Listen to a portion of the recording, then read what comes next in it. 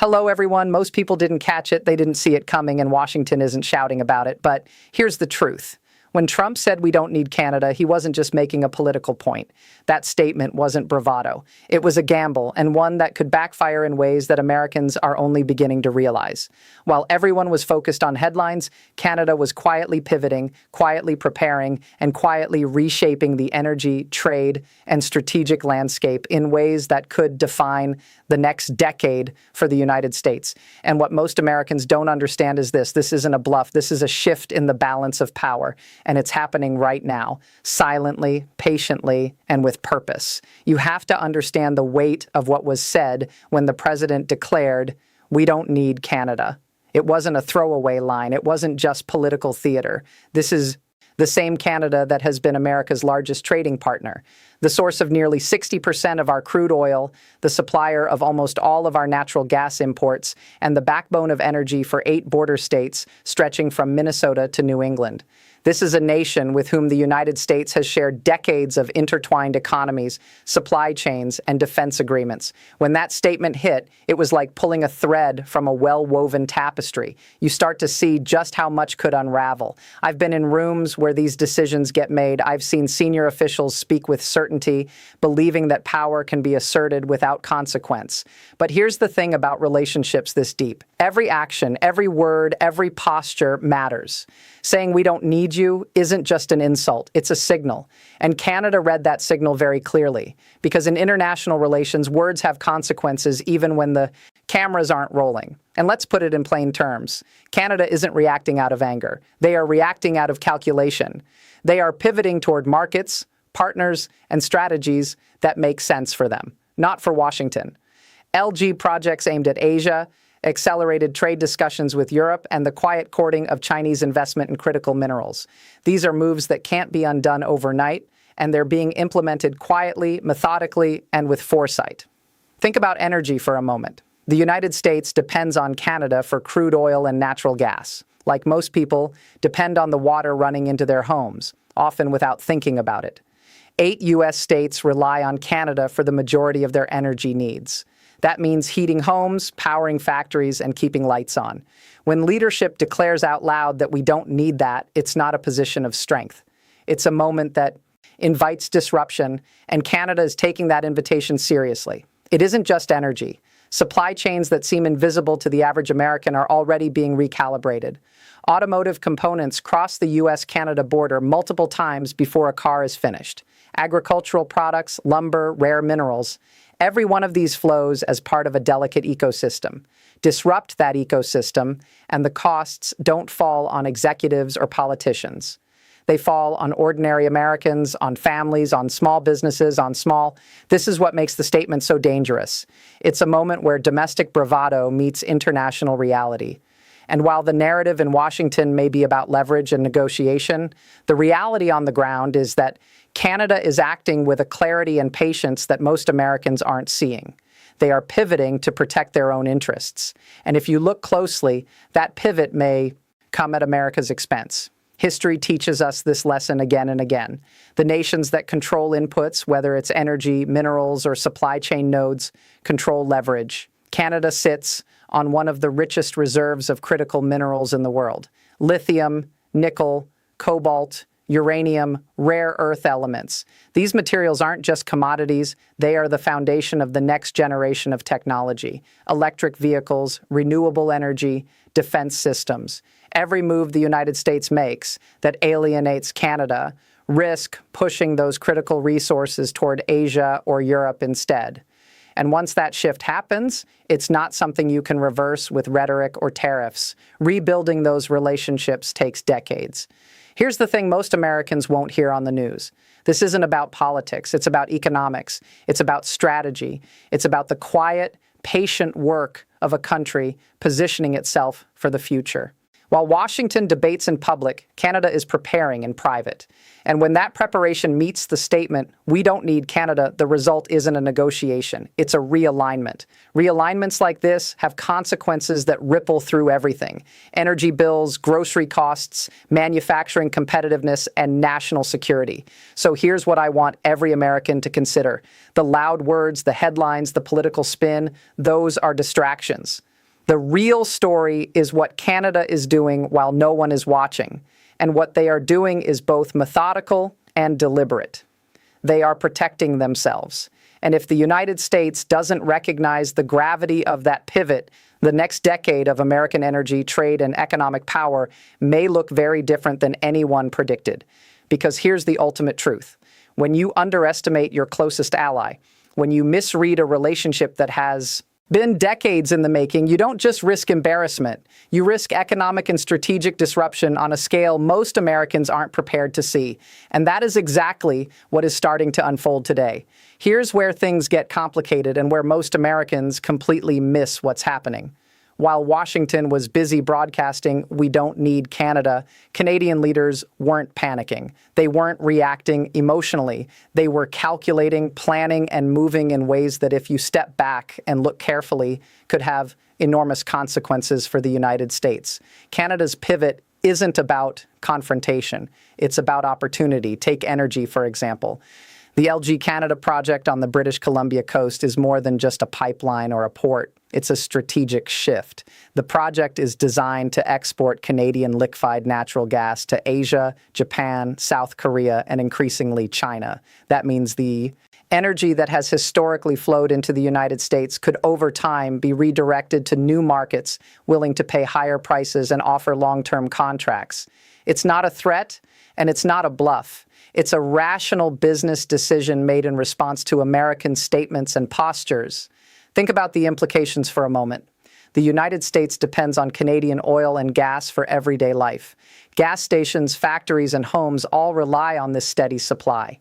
8 border states get the majority of their energy from Canadian sources. If Canada gradually redirects even a portion of that supply toward Asia, the impact isn't theoretical. It's immediate. Families in Michigan, Minnesota, and New England could see heating costs rise in the middle of winter. Manufacturers could face energy bills that make them uncompetitive. Construction companies could see material costs spike if Canadian lumber is redirected or subjected to new trade rules. The people who feel the pain are ordinary Americans, not executives, not politicians, not. But energy is only the beginning.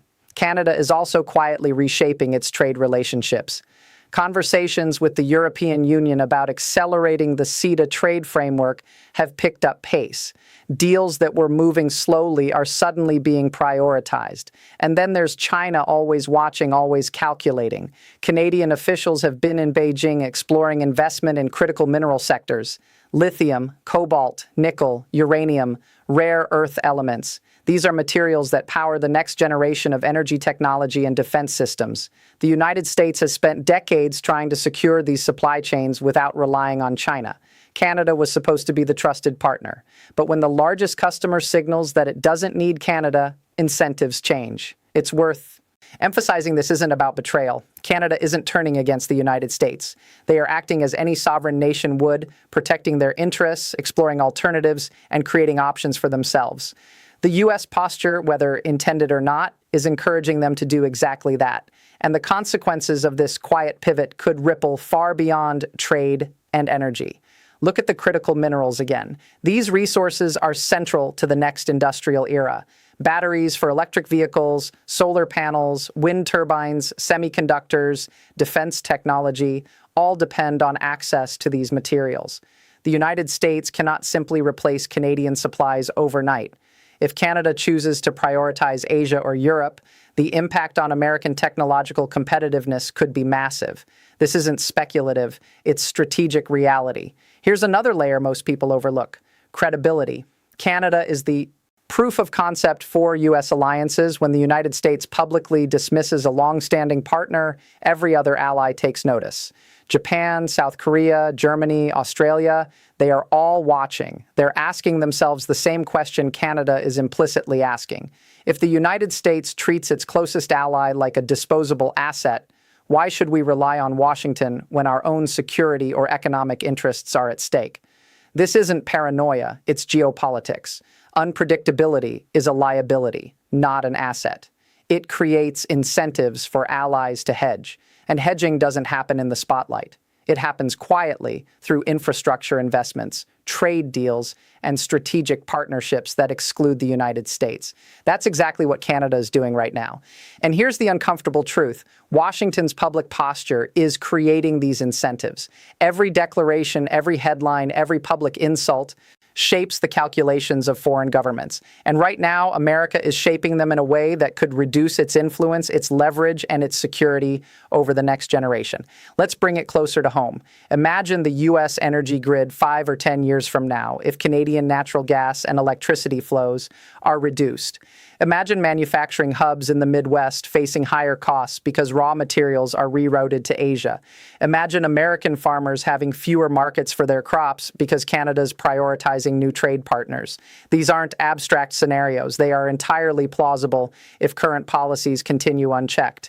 And the irony is brutal. Statements meant to project strength, like we don't need Canada, may have actually weakened America's position. A negotiation framed as leverage has in practice created a vacuum that Canada is now filling strategically.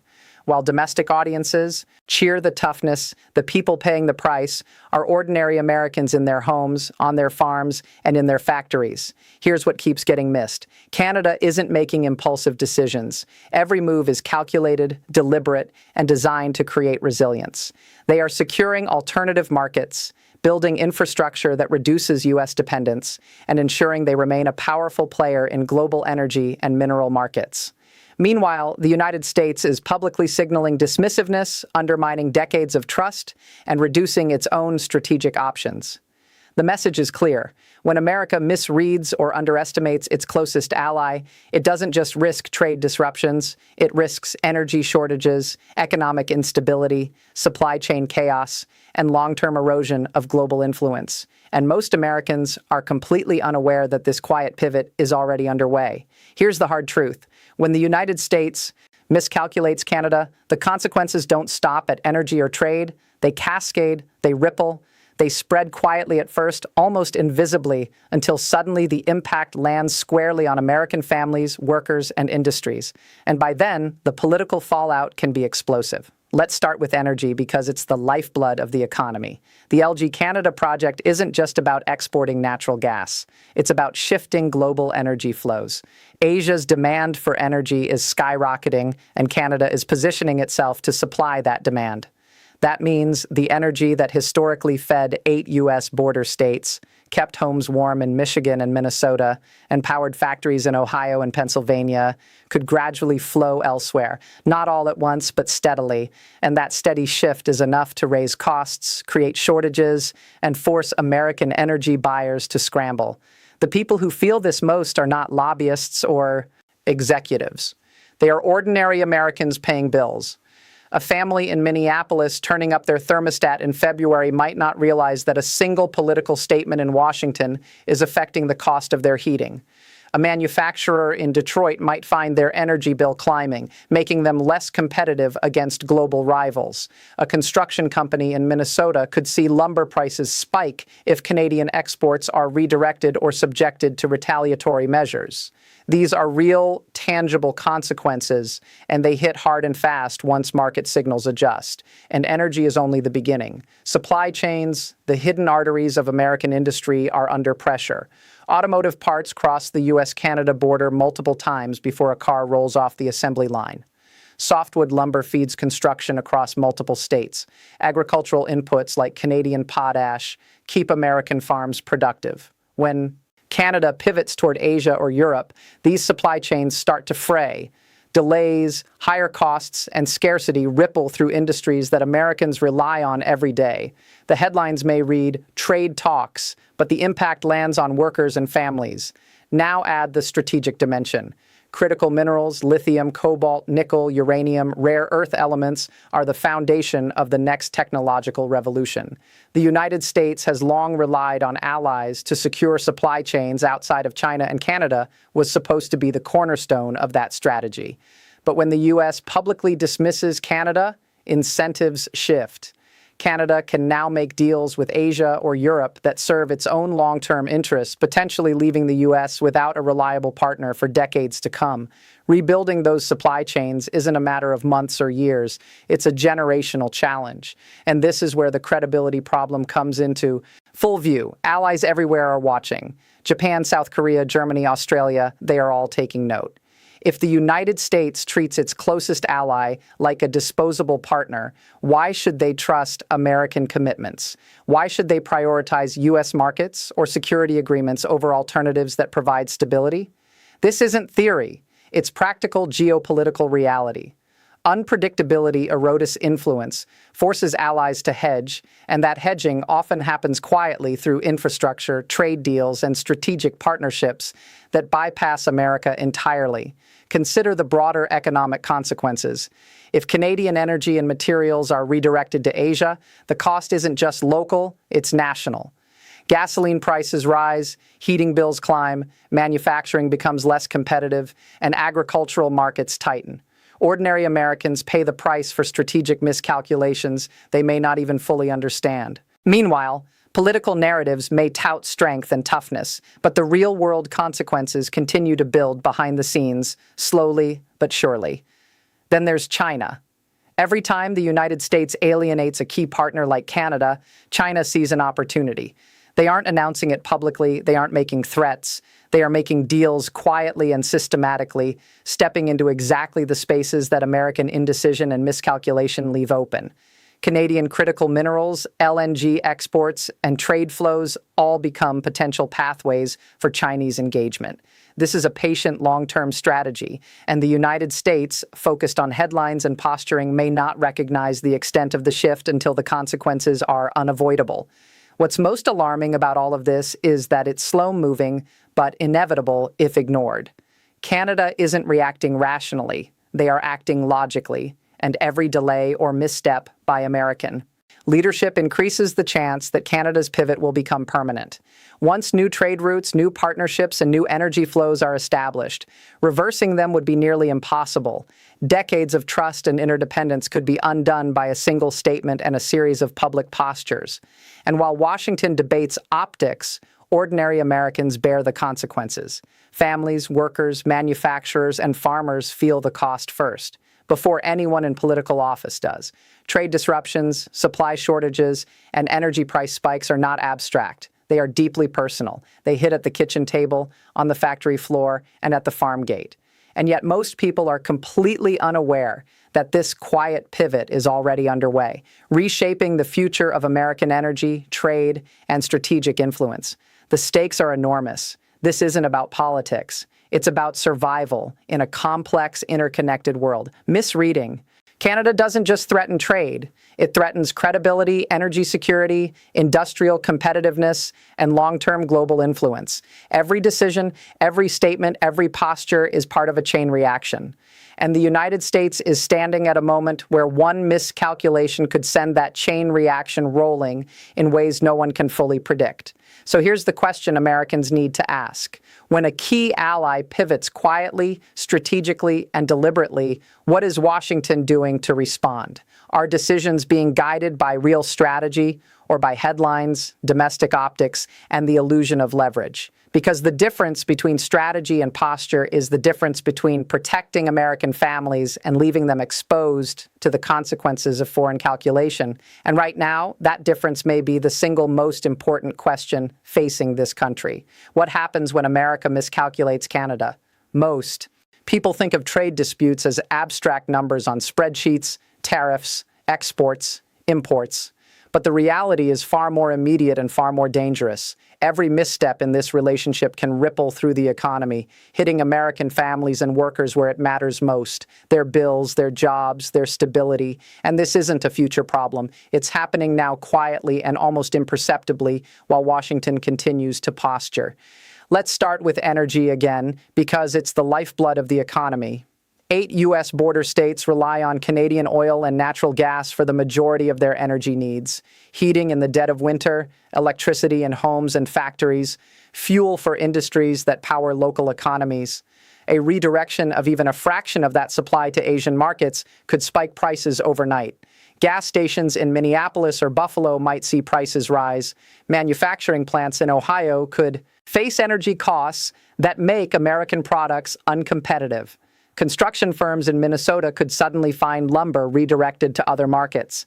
And who bears these costs? Ordinary Americans, not corporate executives, not policymakers in Washington. Families, workers, and small businesses feel the brunt first. But energy is just the beginning. Supply chains, often invisible to the average citizen, are starting to strain. Automotive parts crisscross the U.S.-Canada border multiple times before a single car leaves the factory. Agricultural inputs like Canadian potash keep American farms productive. Lumber, critical minerals, and other essential materials flow in a complex web that has taken decades to build. When Canada pivots toward Asia or Europe, these supply chains begin to fray. Delays, higher costs, and scarcity are inevitable. And once disruption begins, recovery isn't measured in months. It's measured in years. Now consider the strategic implications. Critical minerals, lithium, cobalt, nickel, uranium, rare earth elements are the foundation of the next industrial era. The U.S. has spent decades trying to secure these supply chains outside of China. And Canada was supposed to be the reliable cornerstone. But when America publicly declares it doesn't need its ally, incentives shift. Canada can prioritize Asia or Europe, and suddenly the United States risks losing access to materials essential for electric vehicles, renewable energy, semiconductors, and even defense systems. The result isn't just economic, it's strategic. Rebuilding those partnerships is not a short-term effort. It's a generational challenge. Then there's credibility, which is just as critical. Allies everywhere are watching. Japan, South Korea, Germany, Australia, they are all calculating. If the United States treats its closest ally like a disposable partner, why should they trust U.S. commitments? Why should they prioritize American markets or security agreements over alternatives that provide stability? Unpredictability isn't power. It's a signal that pushes allies to hedge. And when allies hedge quietly through infrastructure, trade deals, and strategic partnerships, the United States may wake up one day to find its influence drastically reduced. Domestic consequences compound the problem. Trade disruptions, energy price spikes, and supply chain chaos are felt first by families and workers who rarely have a voice in the corridors of power. When heating bills rise in the Midwest or manufacturing costs spike in the industrial heartland, voters connect the dots, sometimes painfully accurately, between policy decisions and their daily lives. And political fallout is inevitable.